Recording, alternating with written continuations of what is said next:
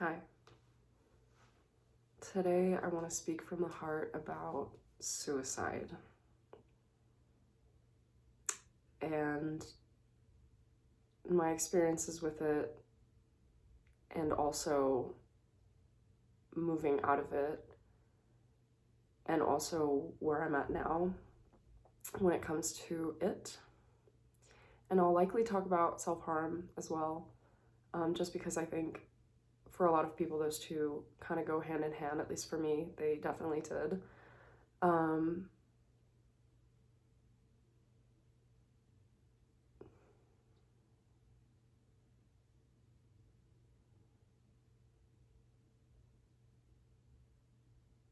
Sometimes I feel like I have a hard time reaching back into that time in my life because I feel so different now. I feel so abjectly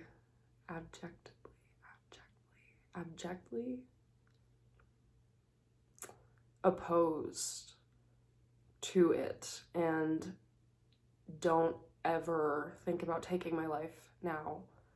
But there was a very significant period in my life. It was around 7 or 8 years of constant questioning. Is this worth it? What's my fate? I should just kill myself. Wow, this is a very interesting thing to talk about because it's so far away from me now. I almost feel like the only way I can really share is to say that from one person who used to want to kill themselves to another, it gets better and life is worth it, and you are amazing and beautiful and you deserve to keep going. And I think that it's really hard to see that in the moment. Depression definitely convinces you that it's not there, and to suicidal ideation is it's stigmatized, but in a way that's becoming very different today, where we make jokes about, oh, I want to kill myself, when a situation is difficult, without actually realizing the gravity of what killing yourself means.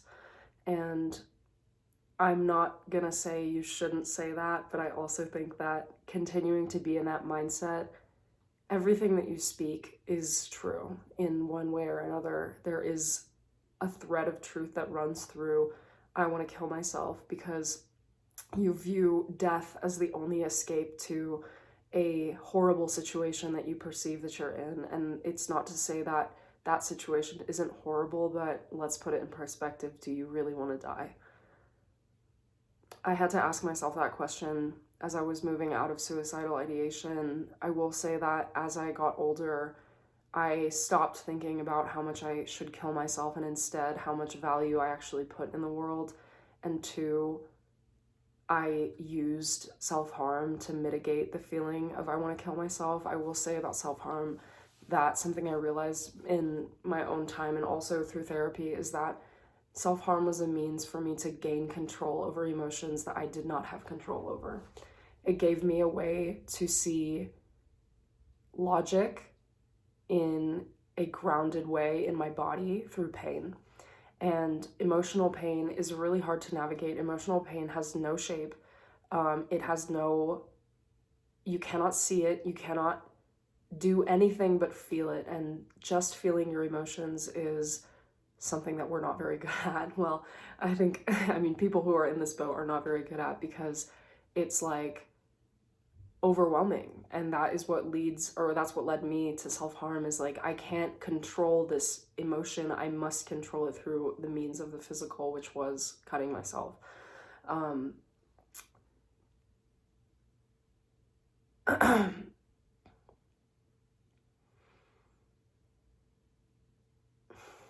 As far as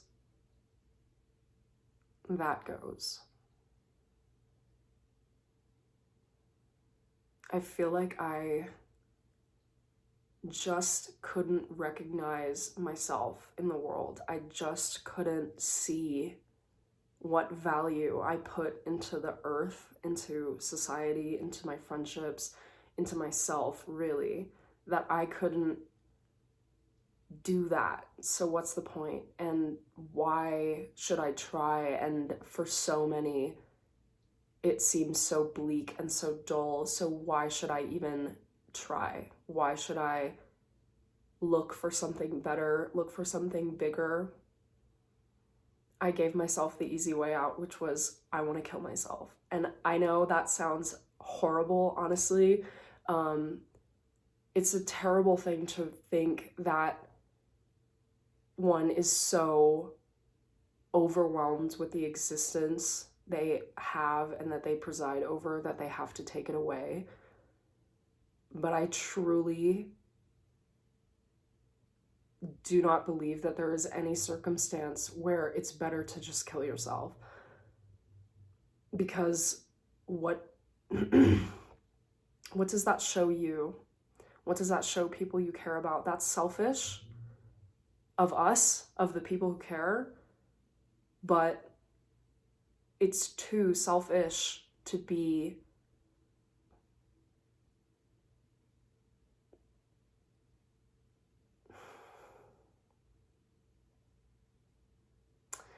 to not listen to the things that the people who have been there have to say about it, and to just go through with it anyway.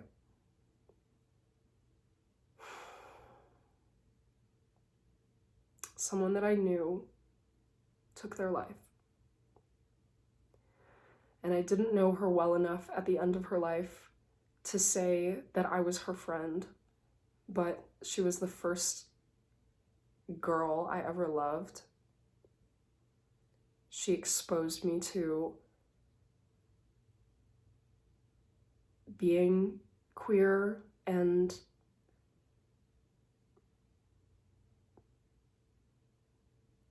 I think I held that with me for a really long time. And I found out that she killed herself, and I was shocked and horrified and in so much pain, because not only did somebody that I love kill themselves, I also, in the same time that she was dealing with suicidal thoughts, was suicidal. In the same time that she was going through her troubles, I too was in like the thick of my real emotional pain, and it feels so wrong to be alive when she is not, because there's not much different between me and her other than the fact that I'm still alive and she isn't. And I feel a twinge of selfishness coming up as I say this, because it just sounds like I'm saying you shouldn't kill yourself for me. But it's not that, because what I would do to give her the grace of the beauty of life that I know that exists is profound. I cannot believe it. Still, I'm shocked, because we were so similar. We are so similar, and she's dead and I'm not.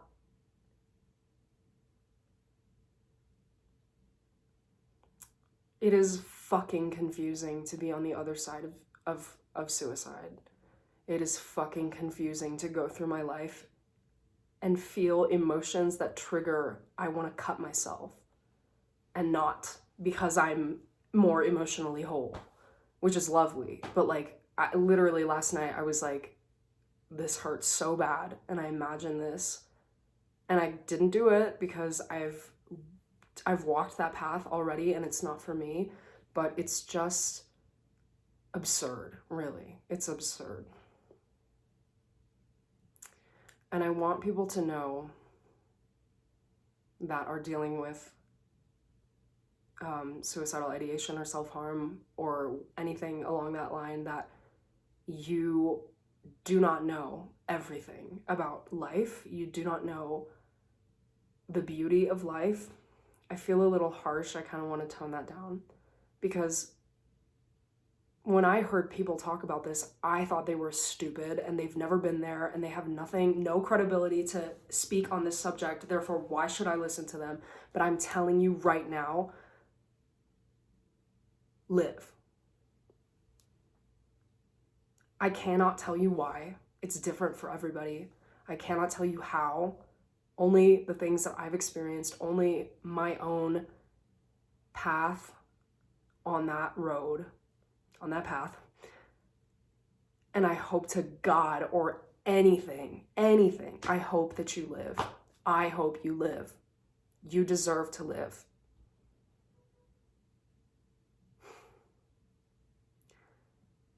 I recognize that I'm not really bringing up any pressing arguments, but I almost think that it's not a matter of argument, because you are not going to listen to me if you don't believe me, and you are not going to take my advice if you don't believe that it's true.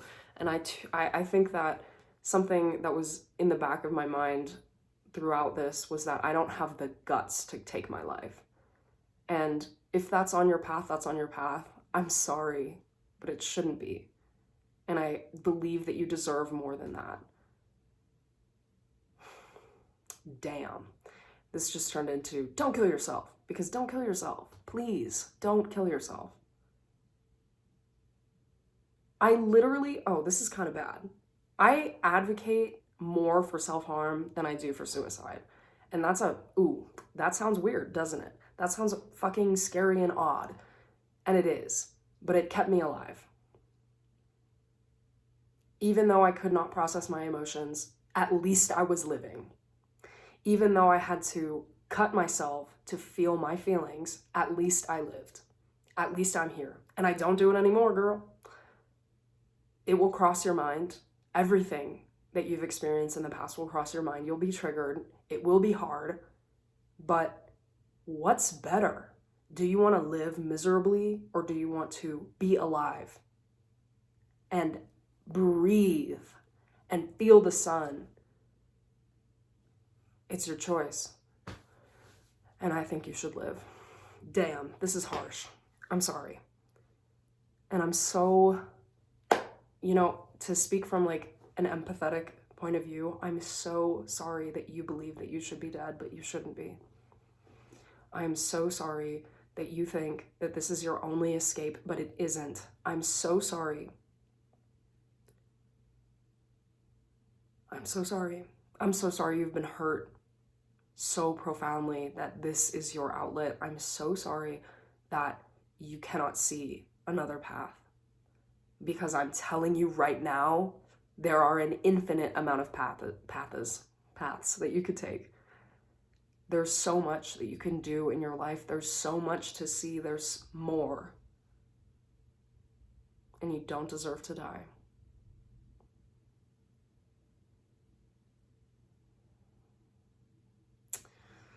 I wanted to kill myself because I didn't think I was worthy. I was confused. I was distraught. I was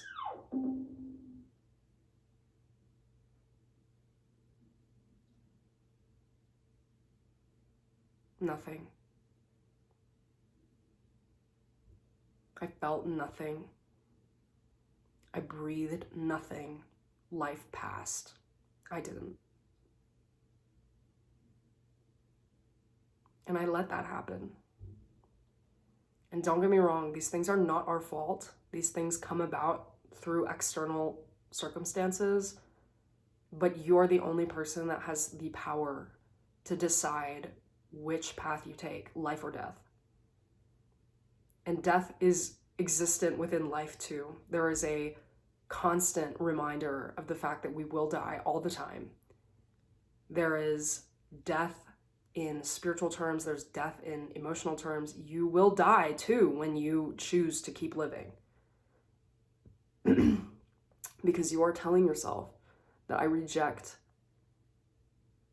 that. I reject pain. You don't reject pain.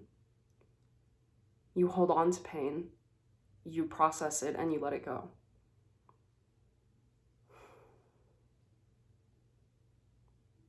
But I swear, Maybe the thing that I needed the most was for somebody to tell me that they believed that I should keep living, and therefore I did. But I think it had to be me, for me at least. And I hope that for you it can be me. Because I've been there. And it's not worth it. To the ledge, and it's not worth it. To the very belly of fear and pain and disgust and despair and numbness and nothing, and it's not worth it.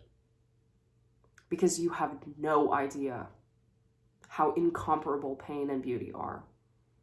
You have no idea what it's like to be on the other side, and you deserve to be on the other side. Beauty today and pain today for me are definitely, it's not so black and white really, but beauty to me exists in pain. Because I couldn't be this person if I didn't want to kill myself. I couldn't be this person if I hadn't like hurt myself irreparably. There is a very, very profound like peace in self-harm, and the fact that you know that you used to do this to yourself. However, it is still beautiful because it is still a part of me, and it is still me. It is still a reminder of how far I've come.